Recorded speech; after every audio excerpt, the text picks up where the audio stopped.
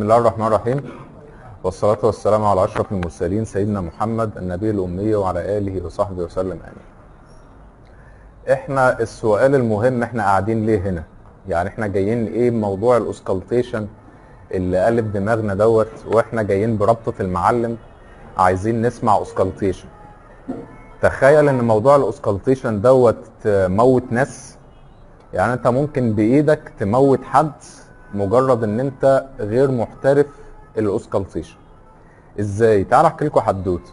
مره واحد عنده 80 سنه وكان ساكن في شارع فيه طلبه كليه طب يعني. فالمهم ضغطه عالي، فقال لك بدل ما اروح اكشف اروح ايه؟ الدكتور فلان في سنه رابعه طب نروح نكشف عنده. وكان عنده جهاز ضغط حلو، قاس له الضغط 160 100، وراح مديله كالسيوم شان بلوكر مع اس انهبيتور عشان يظبط الضغط. قال له يا دكتور يعني انت مش عايز حاجه مني تاني؟ قال له لا. خد البتاع وروح البيت، وتاني يوم ذاعوا عليه في الميكروفون انا لله وانا اليه راجعون، توفي الى رحمه الله تعالى الحاج فلان اللي كشف عند الدكتور فلان امبارح. ليه بقى؟ عشان الدكتور فلان بكل بساطه ما سمعش صدره واكتشف ان عنده سيفير اورتيك ستينوزس وممنوع فيه كالسيوم شان بلوكرز. انت ممكن توصف ادويه وممكن الصيدلي يوصف ادويه، بس هتوصف صح ولا لا؟ هو ده اللي بيفرق الدكتور من مش من الدكتور. كونك ان انت تسيب الادوات بتاعتك اللي هي الاكزامينيشن وتقول انا هوصف ادويه زي الصيدلي، ربنا هيحاسبك. ادي اول واحد، الله يرحمه. النوع الثاني، واحده عندها 22 سنه، تروح الوحده الصحيه لسعادتك وانت قاعد بقى ماسك ختم النسر، قاعد تولد وتموت، تولد شهادات ولاد وشهادات وفيات، وتقول لك يا دكتور عندي كرشه نفس. كرشه نفس ايه يا وليه؟ انت عندك 22 سنه، انت عايزه تتجوزي، انت عندها عايزه عريس، انت عايزه قاعده تهرج معاه كل ما تجيلي. راحت سمعت كلامك واتجوزت وخلفت، قبل ما تخلف وهي حامل جات لك باكيوت ديسنيا، ما عرفتش تتصرف، بعتها المستشفى، وصلت اكيوت بالمونري ايديما، واكتشفوا ان عندها سيفير مايترال ستينوزس.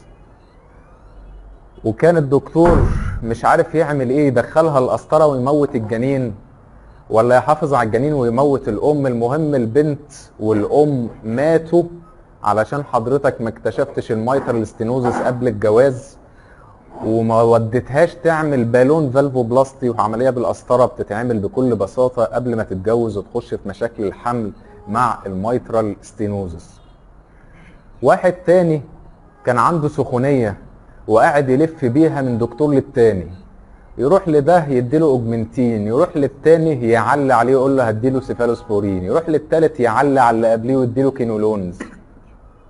بعد شهر دخل في اكيوت هارت فيلير، دخل المستشفى، اكتشف ان عنده انفكتيف اندوكاردايتس على الميترال والاورتيك فالف، يومين ومات.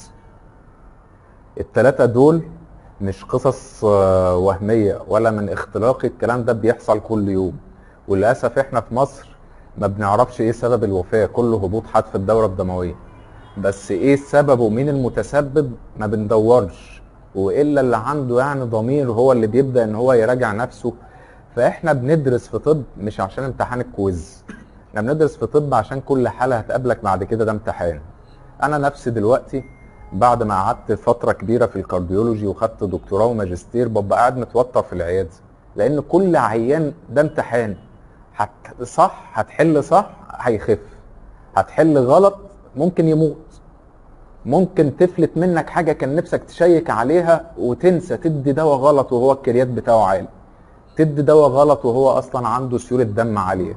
فلازم تركز وتدور على اولوياتك وانت طالب. اولوياتك وانت طالب ان انت تكون ممرضه شاطره، وان انت تكون ممارس عام غير ضار قبل ما تكون نافع. يعني مش عايزك تبقى نافع بس تبقى ايه؟ غير ضار، يعني ما تأذيش حد. ودايما كده يعني ايه، تحاول ان انت تدعي كده دعاء كل يوم، تقول اللهم لا تجعلني بجهل مني او تقصير سببا في شقاء احد من خلقك. العيان اللي انت بتأذيه، انت مش بتأذيه هو بس، بتأذيه هو واسرته وعياله، بتيتم وترمل وانت عادي زي الفل، عادي واحد مات بالنسبه لك، انما هو بالنسبه له في اسره ممكن تنهار بسبب اللي حضرتك اخطات في حقه، ما شخصتوش او اديته علاج غلط. فهنركز مع بعض نعرف احنا عايزين النهارده ايه من الاوسكالتيشن كممارسين عام عشان نكون غير ضارين قبل ما نكون بنفيشال. اول حاجه عايزين نعرف هي ايه الصمامات اللي عندنا واللي المفروض نسمعه. بعد كده ايه الستبس اوف اوسكالتيشن، وبعد ما اسمع لو عيان نورمال المفروض اسمع عليه ايه، وامسك الكيسه بتاعتنا اللي احنا هندننا نلعب فيها طول الموديول اللي هو الفالفولار هارت ديسيز نشوف هيتسمع عليه ايه. مايترال ستينوزس، مايترال ريجيرج، اورتيك ستينوزس، اورتيك ريجيرج، بالمونري هايبرتنشن اند ترايكاسبيد ريجيرج. نشيل بس البتاعه دي.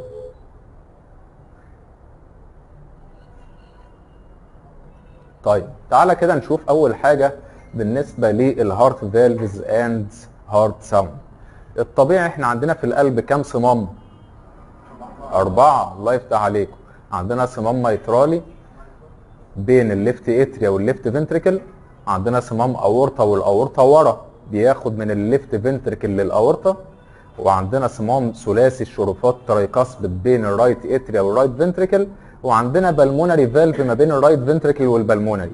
زي ما انتم شايفين كده الليفت سايد اوف ذا هارت لافف ورا والرايت سايد اوف ذا هارت قدام، عشان كده الترايكاسبيد اريا مكانها في الليفت باراسترنال اريا، البلمونري اريا مكانها في الليفت سكند انتركوستال سبيس، اما الاورطه ورا فبسمعه في اتجاهه في الرايت سكند انتركوستال سبيس، والميترال ورا فبسمعه في اتجاه الدم بتاعه عند الايبكس.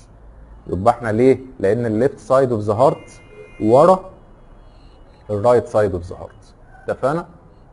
طيب المفروض نسمع ايه؟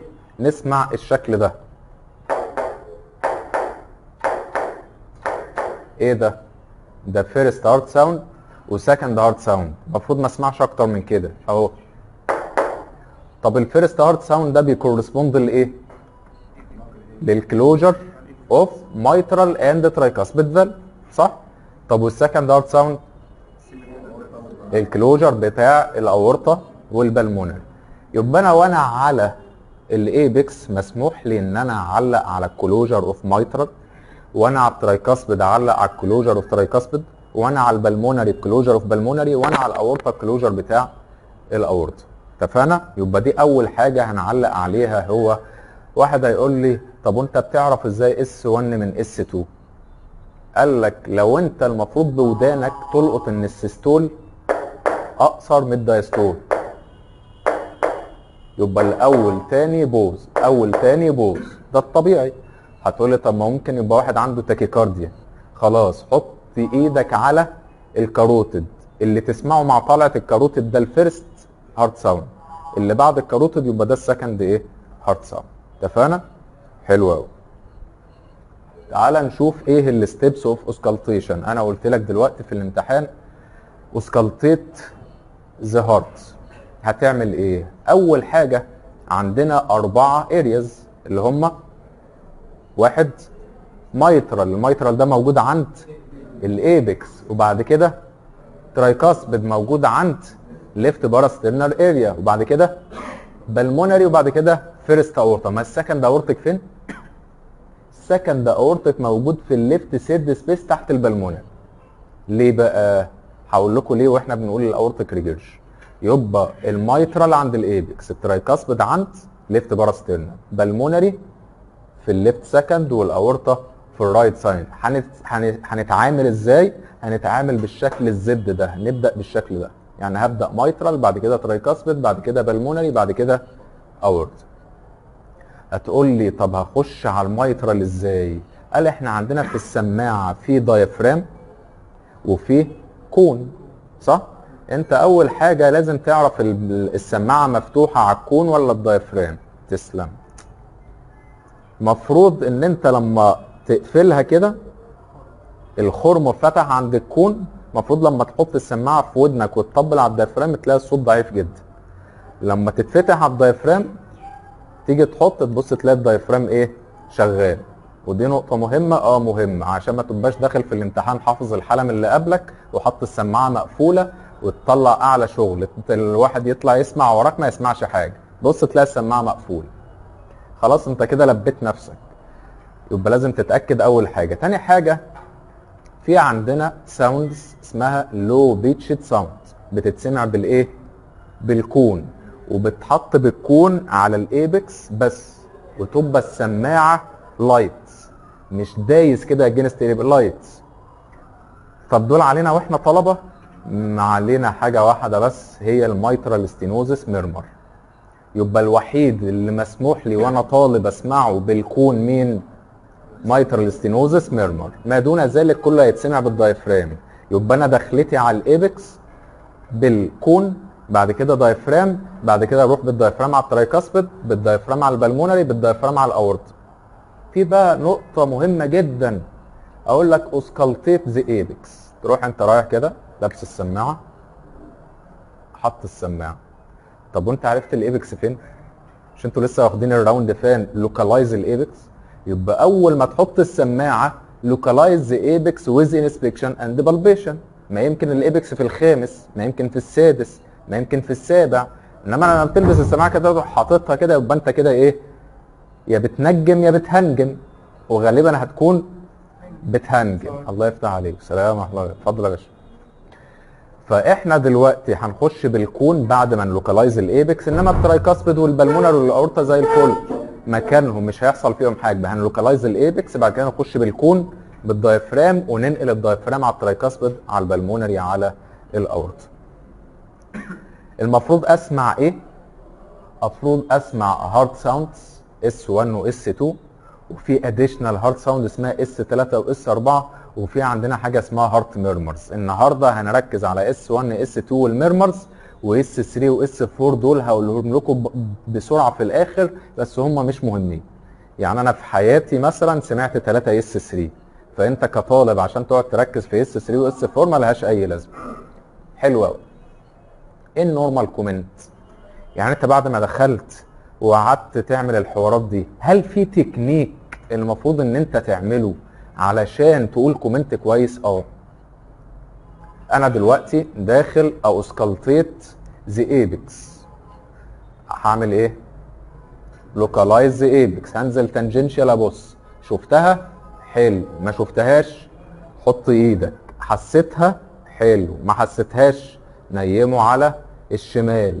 حسيتها؟ كويس. حط صباعين وشوف المكان بتاعها فين، وبعدين نروح جايب الكون وحطه على الايبكس. حلو. في الكون عايزين نشوف حاجه واحده بس، في دايستوليك ميرمر ولا لا؟ وهنعرف يعني ايه ميرمر دلوقتي. ما سمعتش دايستوليك ميرمر، هتعمل ايه؟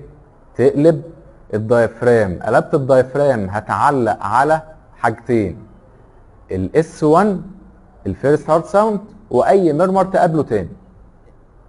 كويس؟ طب نفترض وانا حط السماعه بالكون والدايفرام ما سمعتش ميرمر، هل كده العيان مش مسموع عليه ميرمر؟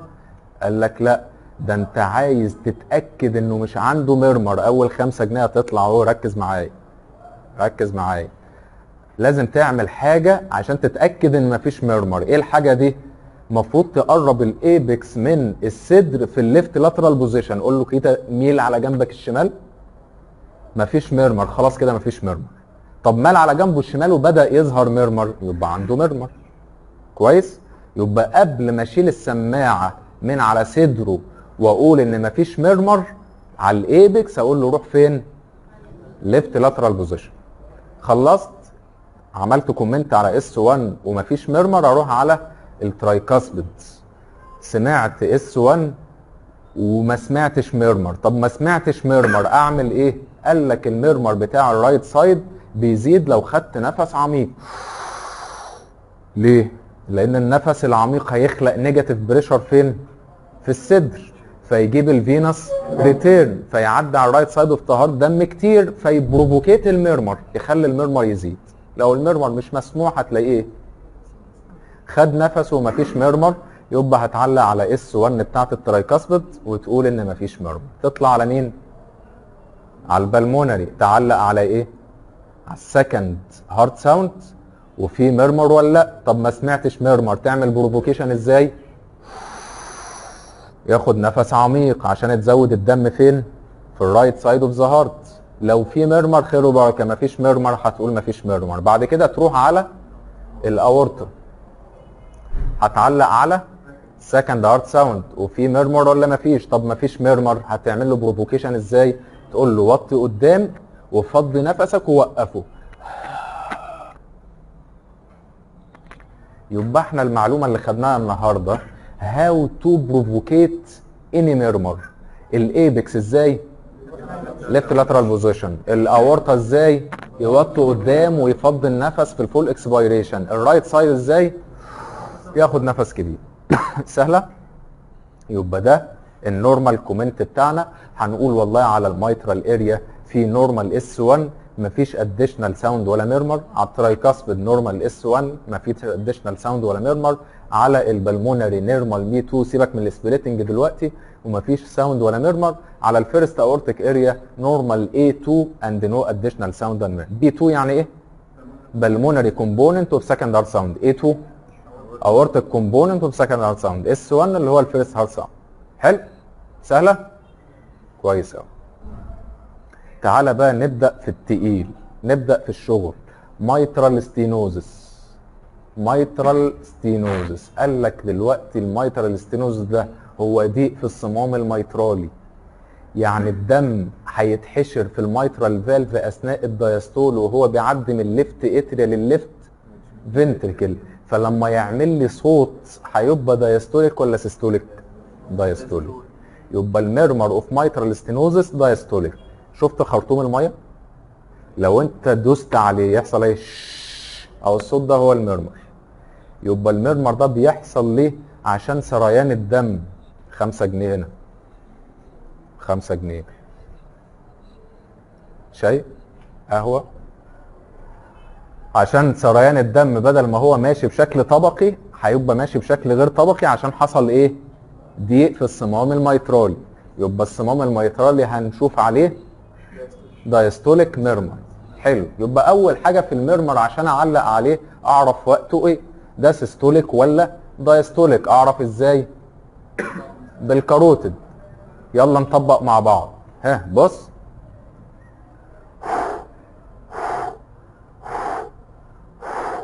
ده كده سيستوليك ولا دايستوليك؟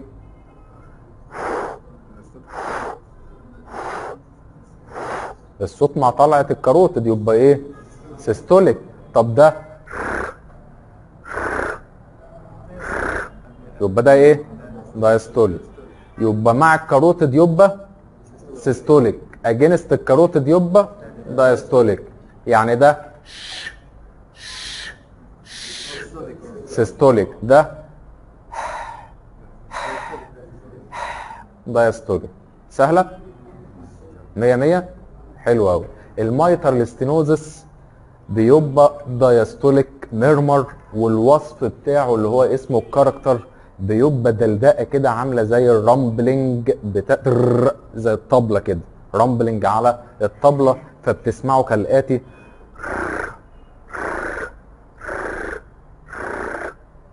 اتفقنا؟ يعني بتسمع رامبلنج وبعد كده بتسمع فيرست هارت ساوند او فيرست وسكند هارت ساوند. كويس؟ يبقى مبدئيا هو دايستوليك رامبلنج ميرمر. بعد كده المفروض بنعرف الميرمر ده موجود فين. الميترال ستينوزس ده ميترال هيكون موجود فين؟ على الميترال اريا اللي هي عند الايبكس، ولوكالايزد مكانه ما بيروحش في حته. يبقى احنا شفنا مكانه فين وهل مسموع في حته ثانيه على الشيست ولا لا. كويس؟ بعد كده هنقول الجريد بتاعه. يقول لك لما تيجي تفتح الكتاب تلاقي جريد 1 و2 و3 و4 و5 و6. انا مش عايز ده كله، انا عايز حاجتين. عارفين السريل؟ السريل ايه السريل ده؟ السريل ده فايبريشن عامل زي فايبريشن الموبايل، بنحسه بالهيد اوف ميتا كاربلز. لو في سريل يبقى ده جريد 4، مفيش سريل يبقى جريد 3. خلصت. يعني كونك ان انت حسيت سريل دايستوليك سريل يبقى الميرمر ده جريد عالي 4. مفيش سريل وانت سامع الميرمر يبقى جريد 3، ما دون ذلك مش عايز منك حاجه. كويس؟ وبعد كده ده الجريد والسريل. يبقى احنا الميرمر هنطبق عليه ايه؟ تايم، الكاركتر، والسايت اوف ماكسيمم انتنستي، البروباجيشن، والسريل، والجريد. سهله؟ تعالوا كده نطبق. انا دخلت على اهو ده اوديبل، انما ده اوديبل مع سريل جريد 4 مع سريل جريد 3 مش مع سريل.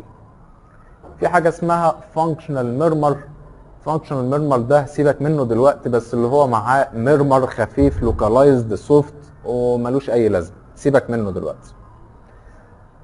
مايترال ستينوزس. مايترال ستينوزس هيعمل ايه؟ دايستوليك ولا سيستوليك؟ دايستوليك ميرمر. وصفه رامبلنج. يزيد ازاي؟ ليفت لاترال بوزيشن. لو لقيت سريل يبقى، لو ما لقيتش السريل يبقى لوكالايزد ولا بيبروباجيت؟ لوكالايزد. تعالى بقى نشوف از ريجاردنج. بعد ما تخلص بقى تروح لافف لي كده وتقول لي ايه؟ انا سمعت اكسنتويتد فيرست هارت ساوند. هقول لك ليه دلوقتي. سمعت دايستوليك رامبلنج ميرمر localized to the apex increase ongoing to the left lateral position. It is grade 4 with thrill او grade 3 without thrill. سهله؟ طب انت لما تقول لي كده بالذمه انا هسالك تاني؟ ده انت برنس. لما تحط السماعه وتقول لي وسمعت ميرمر. ايوه يا عم، سيستوليك ولا دايستوليك؟ سيستوليك. طب الكاركتر؟ سوفت. تحس ان انت قرفان وتقرف اللي قدامك، انما لما تروح رص الكومنت كده مره واحده الناس كلها تبقى مبسوطه منك ومش هتسالك. طب اشمعنى يعني المايترال ستينوزس بيعمل اكسنتويتد فيرست هارت ساوند؟ قال لك لان المايترال ستينوزس ده حاجز الدم فين؟ في الاتريا، فبالتالي الليفت فنتريكل فاضي، فالليفت المايترال فالف هيبقى نازل مسافه عاليه قوي، اثناء السيستول هيتحرك مسافه كبيره يعمل اكسنتويتد اس 1. اما المايترال ريجيرج الليفت فنتريكل مليان على اخره، فالمايترال فالف عايم فوق، فيجي يقفل مسافه بسيطه يبقى مافلت اس 1. يبقى المايترال ستينوزس بيعمل ايه؟ مايترال ريجيرج مافلد اس 1. يبقى لما تخش على حاله مايترال ستينوزس والنايب بره على اللجنه يقول لك انت داخل على حاله مايترال ستينوزس، فانت داخل عشان تلبس السماعه بالشكل ده وتخش تنسبكت الايبكس.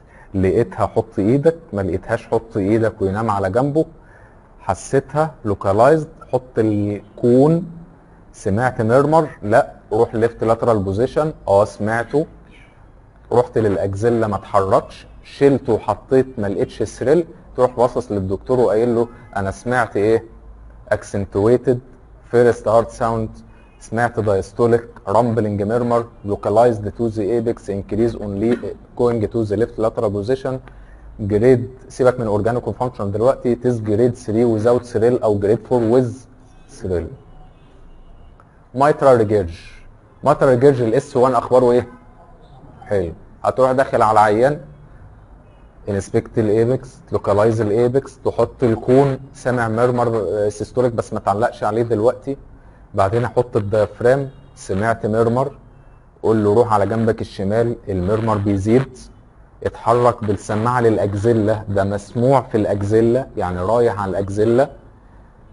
شيل السماعه وحط ايدك. لقيت فيه ثريل والاس 1 مافلد، تروح لافف على الدكتور وتقول له انا سامع مافلد اس 1 وسامع systolic soft blowing murmur maximum intensity on the apex propagate to the axilla increase ongoing to left lateral position is grade 4/6 with thrill. سهلة؟ سهل المفتاح؟ طب المايترال ريجيرج تسمعه ازاي بقى؟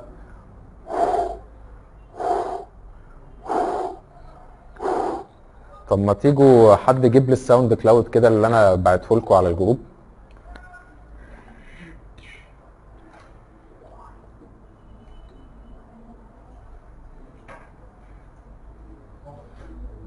انا بس عشان بسجل بالموبايل بتاعي اهي.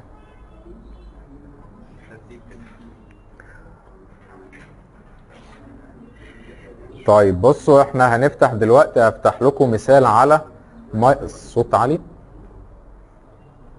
على المايترال ريجيرج.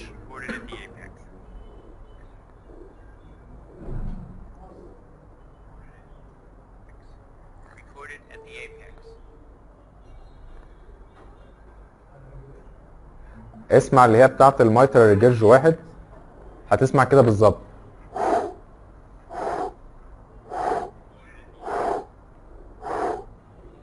كله يحط على ودنه عشان الصوت بتاع المايترال جيرج سوفت بيتسمع بالعافيه. انتوا مش معاكم؟ بص شايف؟ وانت بقى حط صباعك على الكاروتيد هتبص تلاقي الميرمر بيتسمع مع طلعه الكاروتيد بنفس الكاركتر اللي انت سامعها في الموبايل دلوقتي. تعالى بقى نشوف المايترال ستينوزس. اللي لما تخلصوا المايترال جيرج قولوا لي. نفتح بس مايترال جيرج بس، ما تفتحوش حاجه ثانيه دلوقتي. بص ايش الفرق واحد واثنين؟ ايه؟ واحد واثنين يعني بالكاروتيد مش هيفرق، ده الصوت بس وحش في 2 هتلاقيه حلو في سهله. ايه؟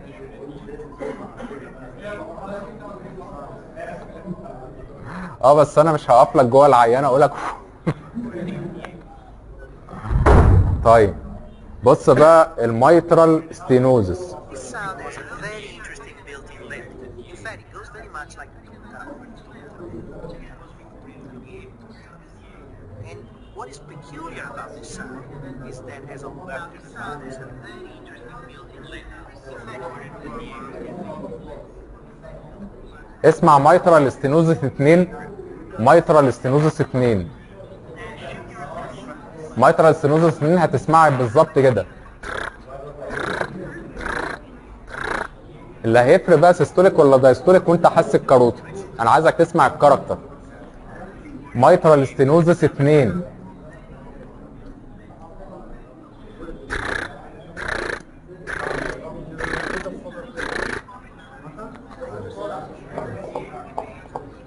اما المايترال ريجيرج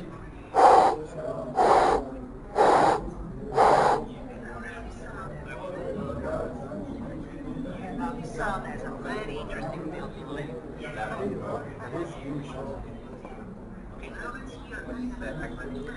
بس 100 سمعنا.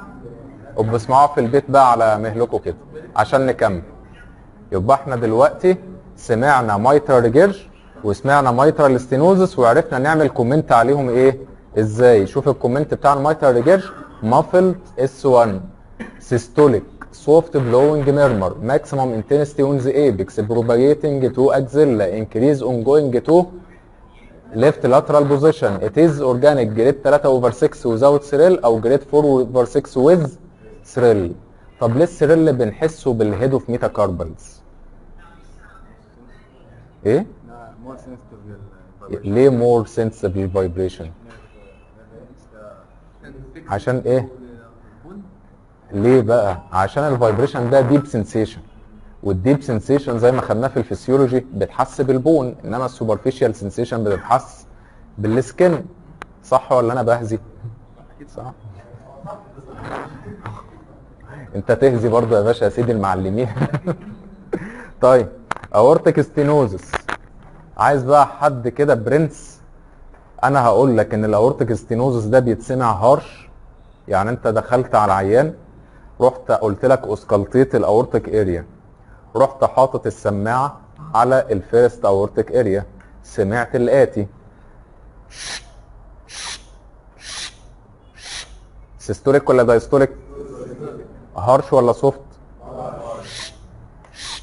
انما ده جيت تشوف البروباجيشن رايح للنك، رحت للايبكس بروباجيت للايبكس، عايزين نزوده بيزيد اون ليننج فورورد. شلت السماعه وحطيت ايدك لقيت ثريل. جدع حد جدع يقول لي الكومنت بقى. الساوند مافلد. ها مافلد سكند هارت ساوند. سمعت ايه؟ هارش سيستوليك. سيبك من اورطه، انت ما بتقولش اورطه في الكلينيك. يعني انت في الكومنت مالكش دعوه. يعني انا قلت لك ده مايترا ولا اورطه؟ لا، انا سمعت ميرمر سيستوليك هارش ميرمر. اتسمع فين؟ ماكسيمم انتنستي على الفيرست اورتيك اريا. ببروباجيت فين؟ للنك والايبكس. زاد ازاي؟ اون ليننج فورورد وهولدنج بريس اون فول اكسبيريشن. it is organic جريد 3 over 6 without thrill او 4 over 6 with thrill. اها muffled second aortic heart sound systolic harsh murmur maximum intensity على الفيرست aortic area propagate للنك والايبكس increase on leaning forward holding breath on full expiration it is organic grade 4 over 6 with thrill او جريد 3 over 6 without thrill. نفتح بقى كده الاورتيك ستينوزس. سكند لا اورتيك الفيرست اورتيك اريا اللي هي في الرايت سكند سبيس، انما السكند اورتيك اريا في الليفت سيرد سبيس هنقولها دلوقتي. افتح اورتيك ستينوزس وشوف فرق الكاركتر بين الهارش والسوفت.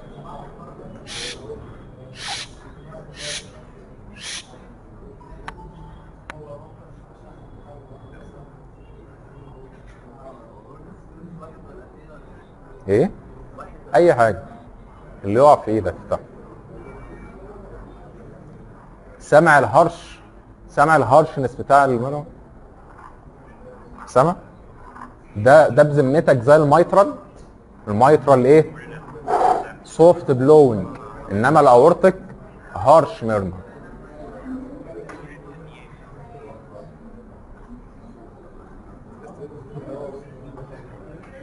عايز اقول لكم انا اكتشفت الساوند كلاود ده وانا بشرح السنه اللي فاتت. فتحت كده بكتب على الساوند كلاود مش عارف ايه كده، فاتكتبت مايترال بالغلط كده، طلع مايترال ستينوز. جيت اسمع قلت الله، رحت عامل البلاي ليست بقى.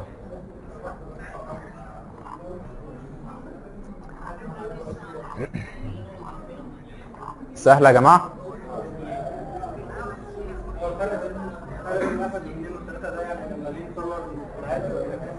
لما تخليه وطي قدام بتلاقيه يزيد معاه.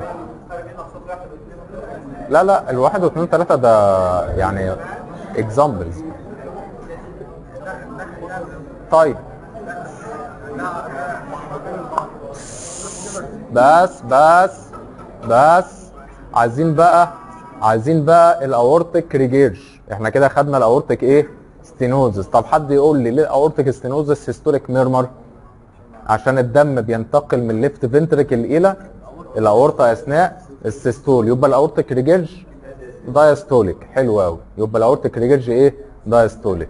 تعالى بقى ادخلك على عيان اورتيك ريجيرج اهو. السلام عليكم، ازيك يا حاج؟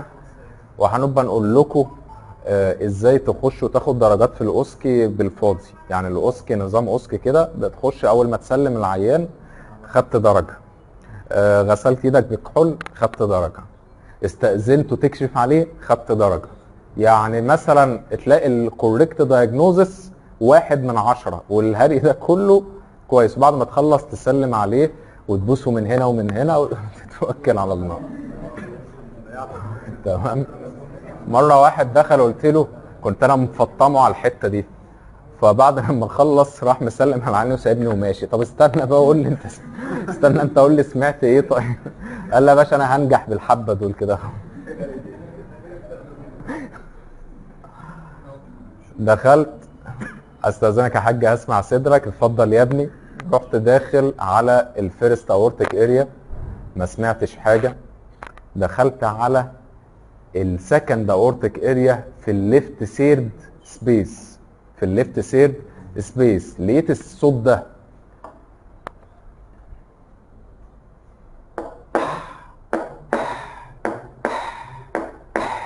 ايه ده؟ ده دايستوليك ميرمر صح؟ قلت له طب ميل قدام كده.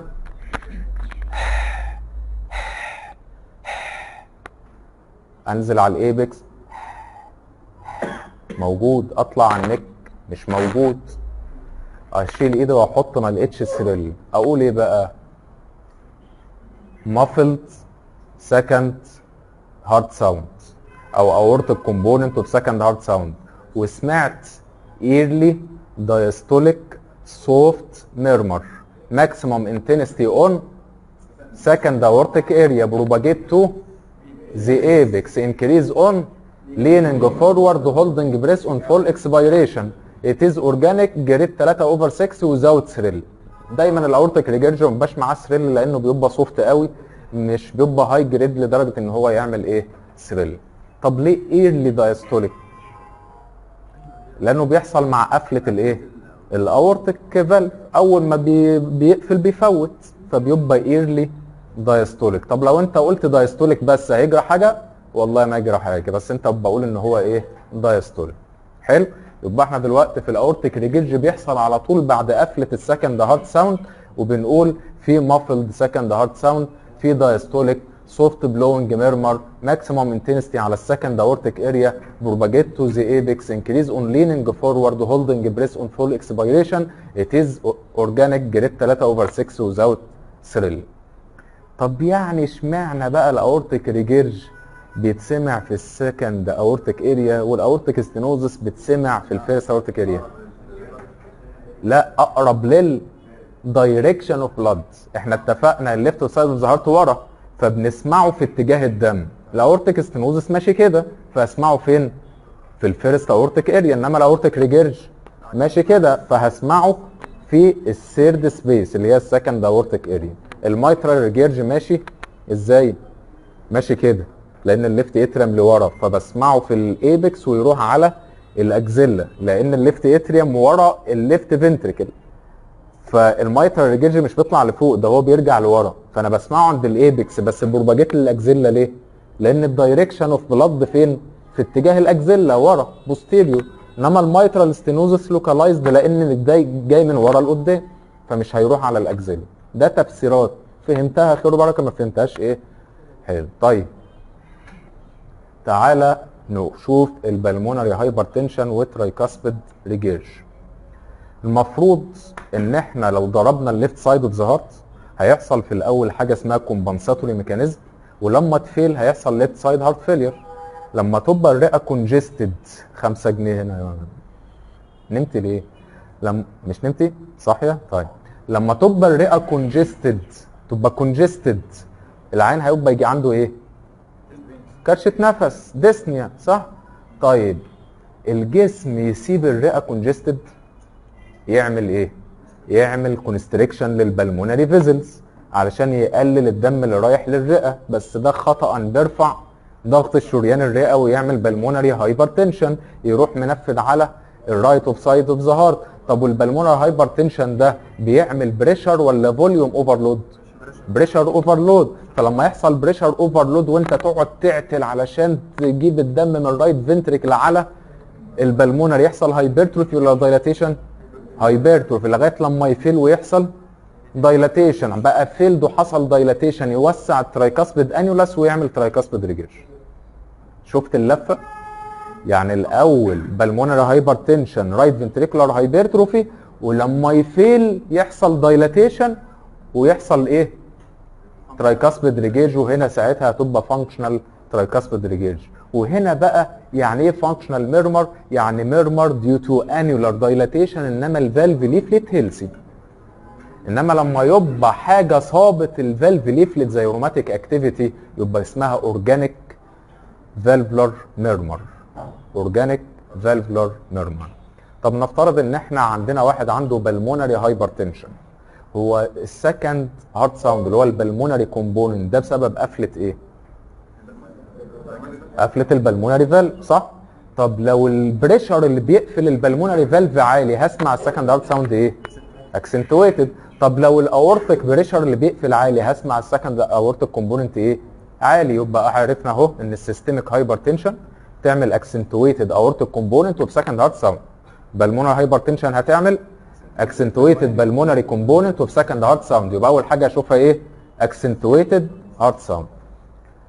تاني حاجه البلمونري هايبرتنشن ده اثناء السيستول ممكن اسمع سيستوليك فانكشنال ميرمر على البلمونري فالف، واثناء الدايستول من البريشر العالي ممكن يفوت البلمونري فالف ويعمل ايه؟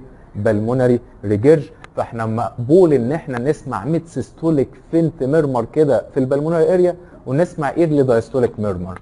طب انا كطالب مهم ان انا اسمعه؟ لا، المهم في البلمونري هايبرتنشن ان انت تقول لي accentuated pulmonary component of second heart sound، يعني تسمعها عاليه سهله. طيب كبلمونري اريا هنقول ان انا سامع accentuated second heart sound، وفي دايستوليك سوفت بلوينج اللي هو بتاع البلمونري جيرج، ولوكالايزد عشان فانكشنال ما بيروحش في حته. وبيزيد ازاي؟ بالانسبيريشن عشان رايت سايد ميرمر.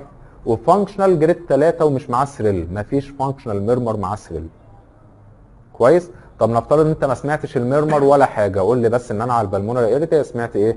اكسنتويتد بالمونري كومبوننت اوف سكند هارت ساوند. الاثنين اللي هنا فيه خمستين اهو، 5 و5 كده احنا لمينا 20 جنيه. عشان في سؤال هيتسال دلوقتي نلم ال 20 جنيه نديهوله. تمام؟ وما تروحوش بقى تشتكوا لوكيل الكليه تقول للدكتور محمد بياخد مننا فلوس مقابل الشرح. العلم يكيل بالمال في زمن الفتنه. ايه؟ واحد كان نايم بيقول لك انا فاكر ان انا هاخد 5 جنيه. طب اسالك السؤال ولو جاوبته هديك 25 جنيه. اتفقنا؟ ماشي. اشمعنى انا 25 يعني بالاسم؟ طيب ده على البلمونري اريا. تيجي تروح على الترايكاسبيد اريا هتسمع ايه؟ ترايكاسبيد ريجيرج. الترايكاسبيد اريا موجوده فين؟ ترايكاسبيد اريا. ترايكاسبيد ريجيرج في الليفت باراسترنال اريا. سيستوليك ولا دايستوليك؟ سيستوليك، لان المفروض اثناء السيستول الدم ما يرجعش للرايت اتريم، رجع في الترايكاسبيد ريجيرج. طيب هيزيد ازاي؟ بالديب انسبيريشن عشان ده رايت سايد ميرمر، صح؟ طب هيبروباجيت عشان فانكشنال. اكسلنت. يبقى انا دلوقتي هلاقي في عندي مافلد اس 1 زي ما الميترا ريجيرج كان ماسل، والسيستوليك سوفت بلونج ميرمر ماكسيمم انتنسيتي على الترايكاسبيد اريا بروباجيتد لو اورجانيك ولوكالايزد لو فانكشنال. انكريز اون ديب انسبيريشن اورجانيك لو كان لوكالايزد، واورجانيك لو كان بروباجيتد. ولو بروباجيتد وهو اورجانيك بيروح للايبكس. يعني لو بروباجيتد وهو اورجانيك يروح. طب امتى يكون اورجانيك؟ العيان اللي عنده روماتيك هارت ديسيز الروماتيك اكتيفيتي مش بتافكت وان فالف، ممكن تافكت الميترا والاورطه والترايكاسبيد. انما لو كان دايليتد بسبب البلمونر هايبرتنشن بس هيبقى لوكالايزد فانكشنال ايه؟ فانكشنال ميرمر. هيزيد بالديب انسبيريشن مش مع السريل وهيبقى جريد 3/6. يعني احنا دلوقتي لو دخلت على مايترال ستينوزس تحط السماعه وتسمع الدايستوليك ميرمر بالكون ويروح ليفت لاترال بوزيشن يزيد، تروح على اكزيلا تلاقي الاكزيلا مش مسموع عليها حاجه وفيها اكسنتوزد اس 1 وتقلب الدايفرام مفيش ريجيرج ميرمر، تروح شايل السماعه وتقول سامع اكسنتويتد اس 1، سامع دايستوليك رامبلنج ميرمر localized to the apex, increase ongoing to the left lateral position, this grade 4/6 with diastolic thrill. تسمعها ازاي؟ تيجي تروح على الميترال ريجيرج تحط السماعه بتكون ما تسمعش حاجه حلوه، تسمع الدايفرام تلاقي فيه سيستوليك ميرمر من الكاروتيد، وبعدين تروح الاكزيلا تلاقيه بروباجيتد ليه الاكزيلا، يروح على الليفت لاترال بوزيشن بيزيد، وبعدين تقول لي ان الاس 1 مافلد وتقول لي سامع مافلد اس 1 systolic soft blowing murmur maximum intensity on the apex propagate to the axilla increase ongoing to the left lateral position it is organic grade 4/6 with thrill. تروح على الاورتيك ستينوزس تحط الدايفرام تلاقي فيه muffled second heart sound وفيه systolic murmur harsh بيزيد on leaning forward and holding breath on full expiration propagate للنك والايبكس وتيز اورجانيك ويز ثريل وجريد 4/6. تيجي للاورتيك ريجيرج تسمعه فين؟ سكند اورتيك اريا تقول muffled second heart sound diastolic soft blowing murmur maximum intensity على السكند اورتيك اريا propagate to the apex increase on leaning forward holding breath on full expiration it is organic grade 3/6 without thrill. تروح على البلمونر هايبرتنشن والترايكاسبيد ريجيرج تقول على البلمونري اريا ايه؟ accentuated pulmonary component of second heart sound. تروح على الترايكاسبيد تسمع systolic soft blowing murmur localized to tricuspid area increase on deep inspiration it is functional grade 3/6 without thrill. بالذمه الاوسكالتيشن صعب، بذمه اهاليكوا يعني مشكله صعب يعني طيب امال ايه موضوع الاذرز ده بقى؟ في بقى تعالى كده فاضل حوالي 2 سلايدز بالكتير. في حاجه اسمها ايه اسباب، يعني ساعات بعد ما تخلص يقول لك طب انت تعرف اسباب تانية تعمل مافلد او اكسنتويتد هارت ساوند ولا لا؟ خلينا نتفق اتفاق، لو كان الليفت فنتريكل مليان اثناء الدايستول الاس 1 هيكون مافلد. ليه؟ لان المايترال فالف عايمه وهتمشي مسافه قصيره، يبقى لما املى الليفت فنتريكل اثناء الدايستول اس 1 هيكون لما افضيه. طيب احنا علشان نملاه زياده حاجه من اتنين، يا اما طولت الدايستول فقاعد يملى على مهله في حاجه اسمها لونج بي ار انترفال اللي هي براديكارديا هارت بلوك، طولت الدايستول صح؟ او ان انا في ريجيرج زي المايترال ريجيرج، مايترال ريجيرج كل ما يدي الليفت اتريم يرجع له تاني، الليفت اتريم يرجع له تاني، فبالتالي في عندي فوليوم اوفرلود، فعشان كده ده هيعمل مافلد هارت ساوند. او ان واحده تخينه وانت اصلا مش سامع لها هارت ساوند طبيعي، يعني واحده قد كده ممكن ما تسمعش هارت ساوند، او القلب حواليه ميه كتير قوي اسمها بريكارديال افيوجن وانت مش سامع الهارت ساوند، او ان الفالف كالسيفيك وما بيتحركش كويس. يبقى ايه اسباب المافلد هارت ساوند؟ مايترال ريجيرج او ترايكاسبيد ريجيرج على ترايكاسبيد اريا، لونج بي ار انترفال، او اوبيستي دهون او ميه افيوجن او كالسيفيكيشن في الفالف. طب ايه اسباب الاكسنتويتد؟ عايزين نفضي بقى الليفت فنتريكل، هنفضيه يعني مش نديله وقت نملى في تاكيكارديا. واحده في تاكيكارديا هتسمع اكسنتويتد اس 1 ليه؟ لان انت مش مدي وقت الليفت فنتريكل اللي يملى في الدايستول صح؟ او مايترال ستينوزس، مفيش سبيس يعدي دم في الدايستول للليفت فنتريكل يملاه، يبقى المايترال ستينوزس والترايكاسبيد ستينوزس هيعملوا مافلد اس 1، التاكيكارديا هتعمل مافلد اس 1، شورت بي ار انترفال مفيش وقت الدايستول ايه بتسلق فيحصل اكسنتويتد، والهايبر دايناميك سيركيوليشن اللي انتوا بتاخدوها قبل كده بتعمل اكسنتويتد اس 1. سهله؟ سهله؟ سهله؟ طيب السؤال ابو 25 جنيه. في اسباب للاكسنتويتد سكند هارت ساوند، احنا قلنا منها سببين، البلمونري هايبرتنشن بيعمل اكسنتويشن على البلمونري كومبوننت اوف سكند هارت ساوند صح؟ والسيستميك هايبرتنشن بيعمل اكسنتويشن على الايه؟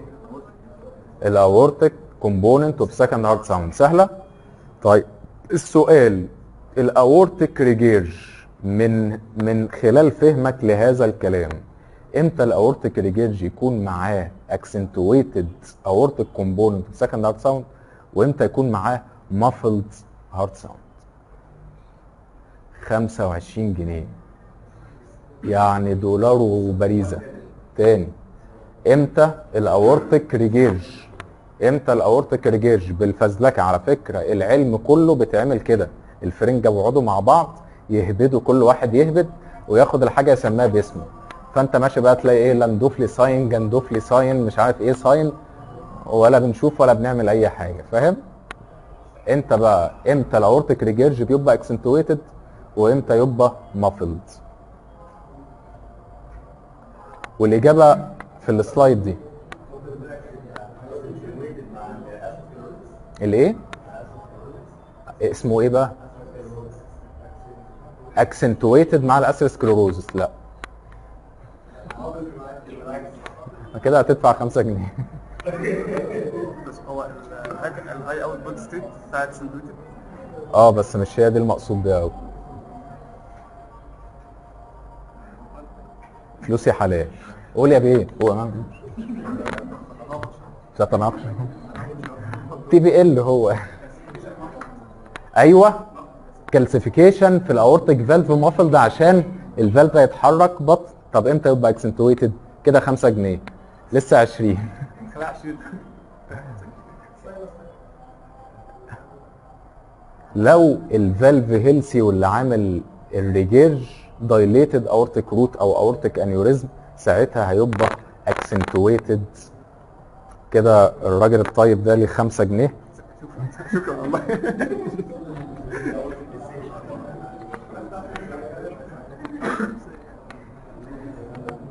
فبالتالي السيفيليتك اورتيك ريجيرج ده بيعمل اورتيك انيوريزم، وهو ده اللي بيعمل اكسنتويتد والسيستميك هايبرتنشن. اما المافلد بيبقى سيفير اورتيك ستينوزس اللي هو غالبا بيكون كالسيفيك زي ما قال، والروماتيك والكالسيفيك اورتيك ريجيرج والروماتيك اورتيك ريجيرج عشان تبقى فايبروتيك وكالسيفيك فبيبقى مافلد. انما امتى اكسنتويتد؟ لما تبقى الفالف هيلسي بس فيه انيوريزم اللي هو بيحصل فيه السيفيليتك اورتيك ريجيرج. اكسنتويتد بي 2 في بالمونر هايبرتنشن، مافلد في البالمونر ستينوزس. خلاص دي امرها سهل. ما ليه موضوع الاس 3 والاس 4 ده وانا يعني ايه مش بحب اخوض فيه كتير. عايزين تسمعوه؟ شوف يا اخي بعد اللي بنعمله كده مش عايزين تسمعوه؟ لا يا باشا ارغي يا باشا ارغي. قول اس 3 واس 4. قال لك لما يجي يقسموها اس 1 واس 2 الاثنين ورا بعض. اهي بص خد السماعه بتاعتك دي.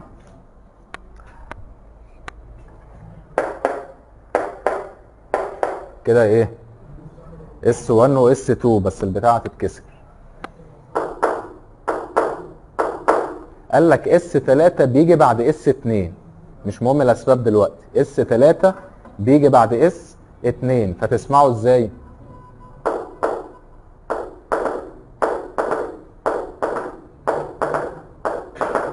يعني الاول لوحده والتاني بيجي وراه صوت. بص اس 1 وبعد كده اس 2 و3. سهله. اس 4 بيجي قبل اس 1 فتسمعه ازاي؟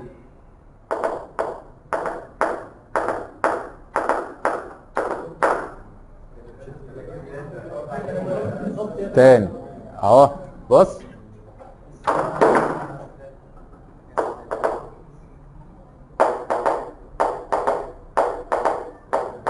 ده اس ايه؟ كده 3. طب 4؟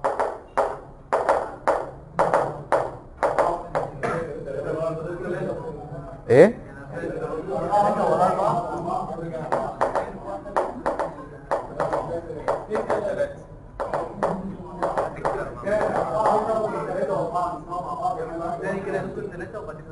ثلاثة اهو يا جماعة بعد اس 2. ادي اس. بص بص هنعملها بالتصوير البطيء.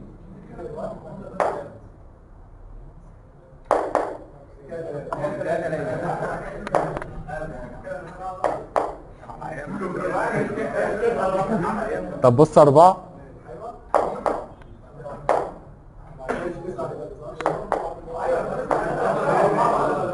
ما هو مش لازم 4 يبقى مع 3، ده انا بسمعك 4 لوحده.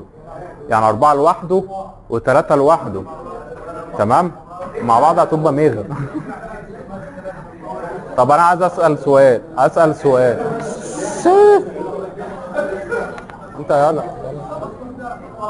اسال سؤال. اس 4 اللي بيحصل اتليت دايستول ده كورسبوندنج لايه في الاتريال سايكل؟ ايه اللي بيحصل في اخر الدايستول؟ ايه اللي بيحصل اخر حاجه في الدايستول؟ اخر حاجه في الدايستول الاتريال كونتراكشن. مش هو الدايستول بيحصل باسيف الاول وبعد كده يحصل اتريال كونتراكشن؟ لو الليفت فنتريكل هايبرتروفايد الاتريال كونتراكشن بتسمع اس 4 اتليت دايستول. يعني مع الليفت فنتريكولار هايبرتروفي مع الاتريال كونتراكشن تسمع الصوت ده. طب هو ايه فايده الاس 4 ده؟ كان زمان زمان لما يجي يقول لك احنا بنأسس السيفيريتي اوف اورتيك ستينوزس، فبقول لك وجود الاس 4 دلاله على الادفانسد ال في اتش، فمعنى ان في سيفير اورتيك ستينوزس فيخش العمليات. طبعا الكلام ده دلوقتي ما في ايكو، في اعرف بس ان في اورتيك ستينوزس. طب الاس 3 ده بيحصل ايرلي دايستول، ايرلي دايستول. قال لك لما يبقى عندك فوليوم اوفرلود ودايليتد ليفت فنتركل في الهارت فيلير، طشه الدم ايرلي دايستول بتعمل اس 3. عشان كده لما انتوا لو يعني سمعتوا محاضره الهارت فيلير يقول لك من احد علامات الهارت فيلير جالوب، اس 3 جالوب. يعني ايه؟ يعني في فيرست وسكند وسيرد مع تاكي كارديا، فتعمل لك الشكل ده كأن ايه؟ كأن حصان قاعد بيجري. اس 1 اس 2 اس 3 وقاعدين شغالين ورا بعض. يبقى تاني اس 3 ده ايرلي دايستوليك ساوند على الميترال والترايكاسبيد في حالات الفنتريكولار فيلير. ليفت فيلير هسمعه على الميترال، رايت فيلير هسمعه على الترايكاسبيد. ايرلي دايستوليك. طب لو ليت دايستوليك، قال لك الليت دايستوليك دوت بيحصل على الميترال في حالات الليفت فنتريكولار هايبرتروفي، وده كورسبوندنج للاتريال كونتراكشن. اند شكرا جزيلا.